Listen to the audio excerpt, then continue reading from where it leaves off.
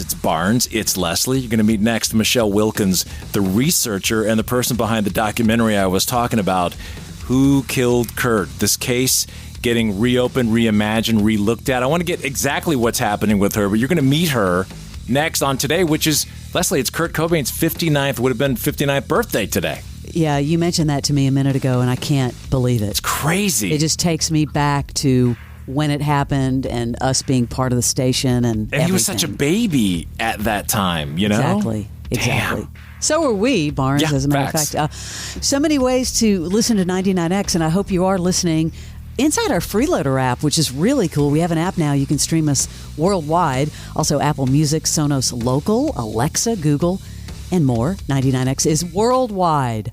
Please welcome our next guest, Michelle Wilkins, who's been busy working on the Kurt Cobain case in a bunch of different ways, including a documentary that I thought was fascinating called What Actually Happened to Kurt Cobain. Michelle Wilkins, welcome to the Morning X. Thank you so much for having me, guys. This is my first radio show. This is very exciting. Oh, cool. I'm so happy to see that people still care so much about what happened to Kurt. Well, if anywhere, it would be here. Absolutely. We don't really have any questions, though, so thanks for coming by. We'll talk to you later. It. I'm just kidding. We have a lot. We're so fascinated by this story. I just wanted to ask you, though, about your background. Are you a documentarian? Are you a researcher? Tell us about your background.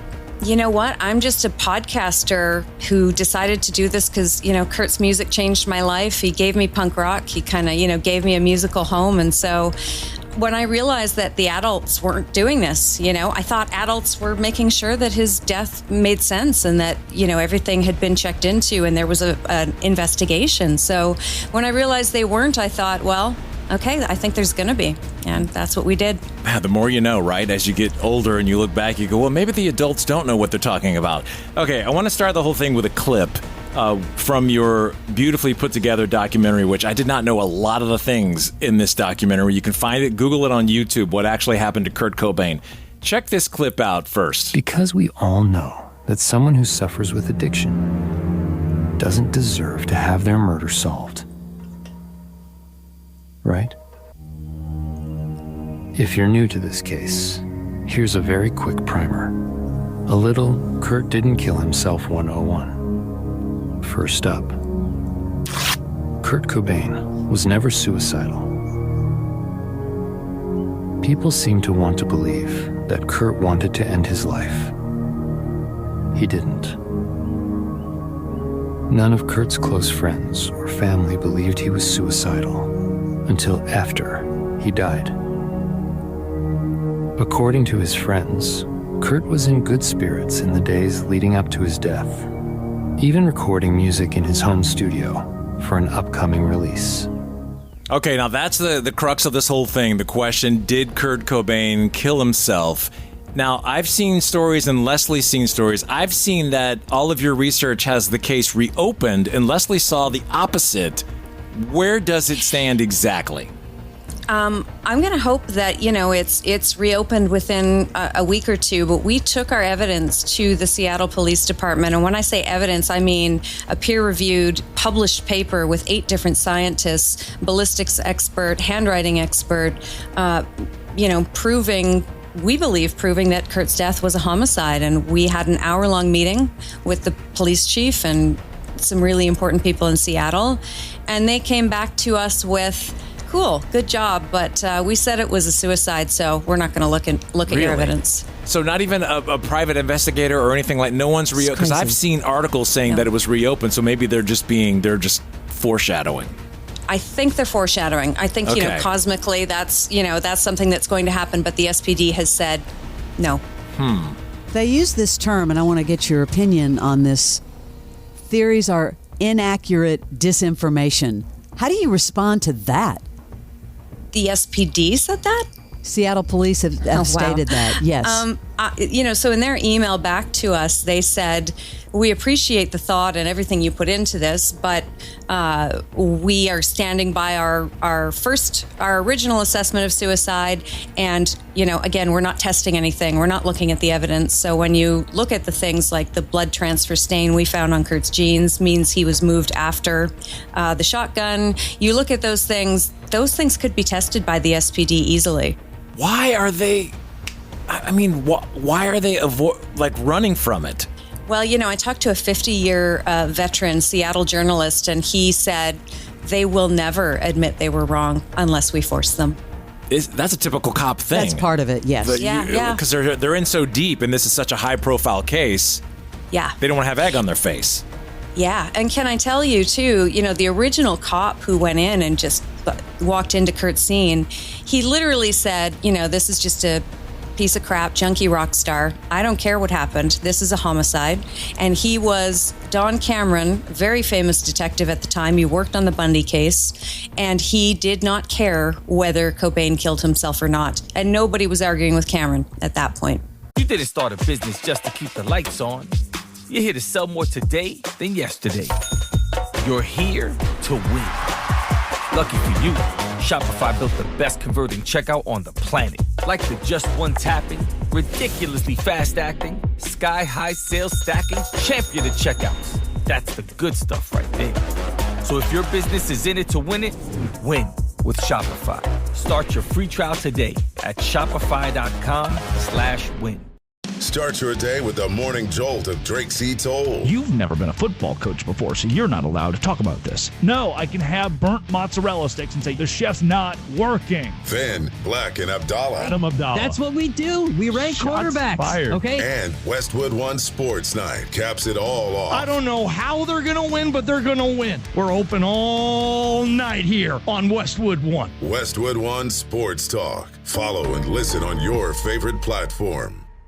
Can you break down for us, because I've read all of your theories and that it makes so much sense to both of us, so that people listening can understand where you're coming from?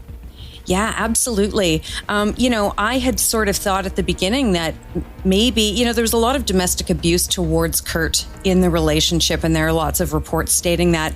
So as I was researching, I thought, well, maybe he couldn't take it anymore.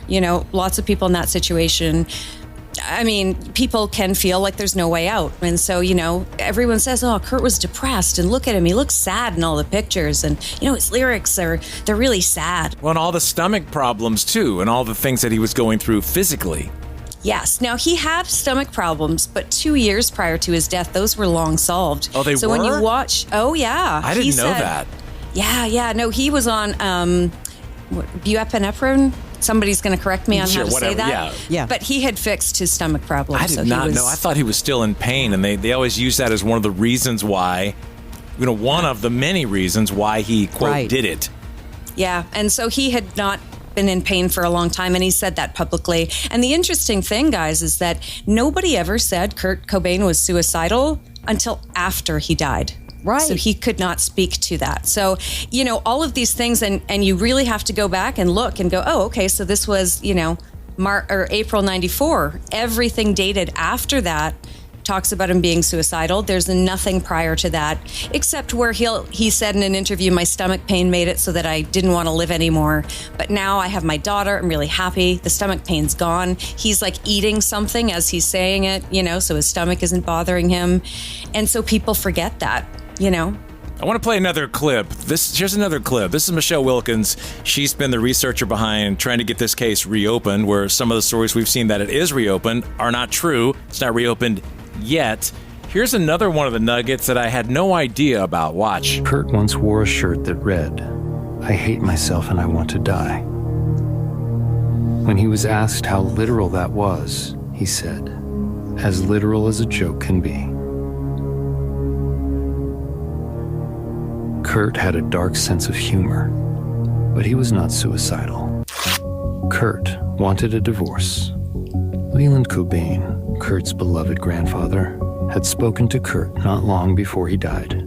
Kurt shared that he was planning to divorce Courtney in the near future, something the two of them would have likely discussed further had they gone on their planned fishing trip. After Kurt was killed, his attorney, Rosemary Carroll, came forward to say that he had recently approached her to have documents written excluding his wife, Courtney Love, whom he was planning to divorce, from his will. Unfortunately, Kurt did not live long enough to move forward with his plans to divorce Love, who had been cheating on him and had signed a prenuptial agreement. Was that public, that he was about to divorce her?